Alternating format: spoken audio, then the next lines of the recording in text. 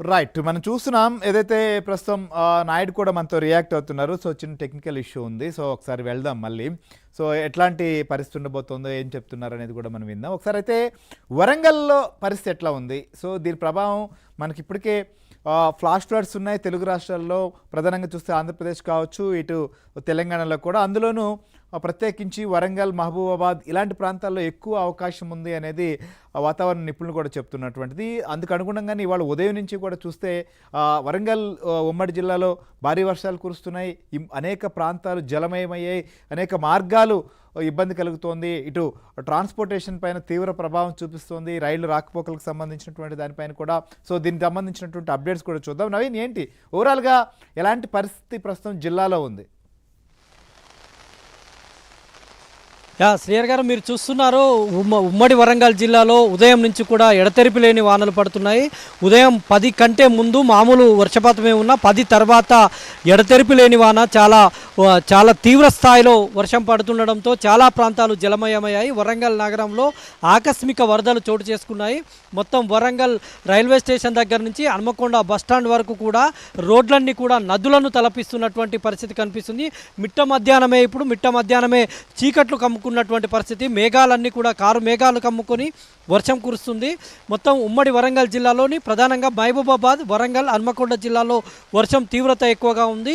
ఇటు రాకపోకలకు తీవ్ర అంతరాయం ఏర్పడుతుంది. చాలా చోట్ల ప్రధానంగా డోర్నకల్ రైల్వే ట్రాక్ పైన కూడా పూర్తిగా వరద నీరు చేరడంతో అక్కడ రైళ్ల రాకపోకలను నిలిపివేశారు. ఇటు విజయవాడ నుంచి సికింద్రాబాద్ వెళ్లాల్సినటువంటి మార్గం మధ్యలో మొత్తం రైళ్లన్నీ కూడా నిలిచిపోయినటువంటి పరిస్థితి. కొన్ని రైళ్లు డోర్నకల్ రైల్వే స్టేషన్లో, కొన్ని రైళ్లు మహబూబాబాద్ రైల్వే స్టేషన్లో, మరికొన్ని వరంగల్లో నిలిపివేసినటువంటి పరిస్థితి కనిపిస్తుంది. అక్కడ రైళ్లన్నీ నిలిచిపోవడంతో ప్రయాణికులకు అక్కడున్న స్థానికులంతా ఆహార పొట్లాలు అందిస్తున్నటువంటి దృశ్యాలు కనిపిస్తున్నాయి. మరోవైపు వరంగల్ నగరంలో కొద్దిసేపటి నుంచి, అంటే 10 గంటల వరకు మామూలుగానే ఉన్నటువంటి వాతావరణం 10 తర్వాత ఉగ్రరూపం దాల్చడంతో వరంగల్లో ఆకస్మిక వరదలతో జనజీవనం అతలాకుతలమవుతున్నటువంటి పరిస్థితి కనిపిస్తుంది. మిట్ట మధ్యాహ్నమే లైట్లు వేసుకుని వెళ్తున్నటువంటి దృశ్యాలను మనం చూస్తూ ఉన్నాం. మధ్యాహ్నమే అంతా కారు చీకట్లు కమ్ముకోవడంతో వాహనాలన్నీ కూడా లైట్లు వేసుకొని వెళ్తున్నటువంటి దృశ్యాలు కనిపిస్తున్నాయి. ప్రధానంగా హన్మకొండ బస్టాండ్ అయితేనేమి, Warangal under railway under bridge మార్గం అయితేనేమి, ఈ ప్రాంతాల్లో మొత్తం వరద నీరు చేరడంతో అక్కడికి రాకపోకలను నిలిపివేశారు. వరంగల్లోని రోడ్లన్నీ కూడా నిర్మానుష్యంగా మారినటువంటి పరిస్థితి కనిపిస్తుంది. ఎందుకంటే ఆకస్మిక వరదలు వచ్చాయి. గతంలో 2020 సంవత్సరంలో ఏ విధంగానైతే ఆకస్మిక వరదలు వచ్చాయో ఇప్పుడు అదే పరిస్థితిని తలపిస్తోంది. అయితే మంత్రి కొండా సురేఖ కొద్దిసేపటి క్రితమే హన్మకొండలోని ఆర్ఎంబీ గెస్ట్ హౌస్లో మేయర్ గుండు సుధారాణి, కమిషనర్ చాహద్ బాజ్పాయ్తో ఇతర అధికారులతో రివ్యూ సమావేశం నిర్వహించారు. నగర వాసులను అప్రమత్తం చేయాలని, వెంటనే ఆకస్మిక వరదల అలర్ట్ ఉండడంతో వెంటనే నగరవాసులు ఎవరు కూడా బయటికి రావద్దు, ఎలాంటి పరిస్థితినైనా ఎదుర్కొనేందుకు సిద్ధంగా ఉన్నామని మంత్రి చెప్పారు. ఇప్పటికే అత్యవసర రెస్క్యూ టీంలను రంగంలోకి దించారు. ఎక్కడైతే వర్షాల కారణంగా విద్యుత్ స్తంభాలు నేరకొరిగినా, చెట్లు కూలిపోయినా వెంటనే వాటిని రెస్క్యూ చేసేందుకు, అదేవిధంగా వరదల్లో ఎవరైనా చిక్కుకొని ఉంటే వాళ్ళను పునరావాస కేంద్రాలకు తరలించేందుకు ఏర్పాట్లు చేశారు.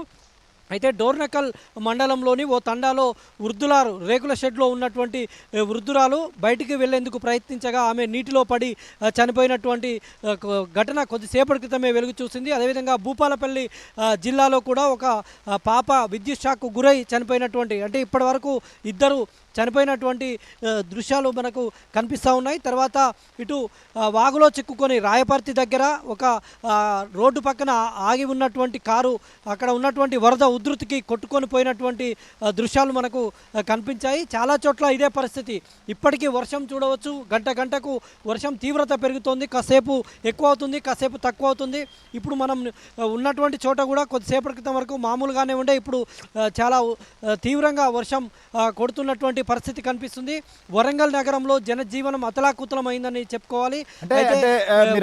మహబూబాబాద్ జిల్లాలో విద్యా సంస్థలకు ఉదయమే సెలవు ప్రకటించినప్పటికీ అక్కడ విద్యార్థులు ఎక్కడ వర్షాల్లో చిక్కుకున్నటువంటి పరిస్థితి లేదు. కానీ ఇప్పుడు స్కూళ్ళ నుంచి బయటకు వచ్చేటువంటి టైము ఇక్కడ వరంగల్, హన్మకొండ జిల్లాలో విపరీతమైనటువంటి వర్షం పడుతుండడంతో విద్యా సంస్థలకు వెళ్ళినటువంటి విద్యార్థులు తీవ్ర ఇబ్బందులు పడుతున్నారు. ఎందుకంటే వాహనాలు కూడా బయట తిరగడం లేదు, బస్సులను నిలిపివేశారు. ఎందుకంటే హన్మకొండ బస్టాండ్లో పూర్తి స్థాయిలో మొత్తం చెరువులు తలపిస్తుండడంతో అక్కడ బస్సులను నిలిపివేసినటువంటి పరిస్థితుల్లో